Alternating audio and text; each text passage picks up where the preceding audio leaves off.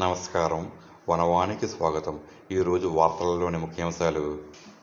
కాకినాడ జిల్లా పెదపూడి మండలం గొల్లలమామిడాడలోని బూడావారి వీధిలో వెలసిన శ్రీ అభయ గణపతి ఆలయంలో గురుపౌర్ణమి మరియు వ్యాస పూర్ణిమ వేడుకలు అత్యంత భక్తిశ్రద్ధల నడుమ ఘనంగా జరిగాయి.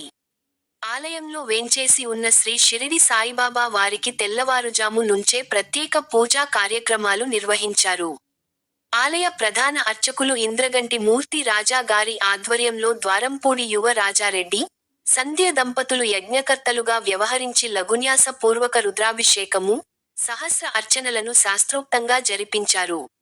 అనంతరం మేళతాళాలు, మంగళ వాయిద్యాల నడుమ షిరిడి సాయిబాబా వారి మరియు వ్యాస మహర్షి రథోత్సవం వీధుల్లో వైభవంగా సాగింది. మధ్యాహ్న హారతి అనంతరం భక్తులకు విశేష అన్నప్రసాద వితరణ చేపట్టారు. ఈ సందర్భంగా శ్రీమతి హేమలత మిత్ర బృందం చే శ్రీ షిరిడి సాయిబాబా పారాయణము, విష్ణు సహస్రనామ పారాయణము నిర్వహించారు. రాత్రి కాకాడ హారతి అనంతరం మేడపాటి సాయిబాబా రెడ్డి ఆధ్వర్యంలో శ్రీ అభయ గణపతి భజన బృందం చేసిన భక్తిగాన మంజరి భజన కార్యక్రమం భక్తులను విశేషంగా ఆకట్టుకుంది. ఆ తర్వాత సేజ్ హారతిలో బాబా వారికి ఉయ్యాలలో పవళింపు సేవను కంటికి ఇంపుగా నిర్వహించారు.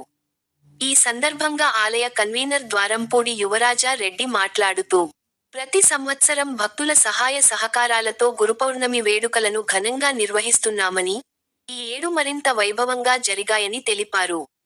కార్యక్రమ విజయవంతానికి సహకరించిన ప్రతి ఒక్కరికీ కమిటీ తరఫున కృతజ్ఞతలు తెలుపుతూ బాబా వారి ఆశీస్సులు అందజేశారు.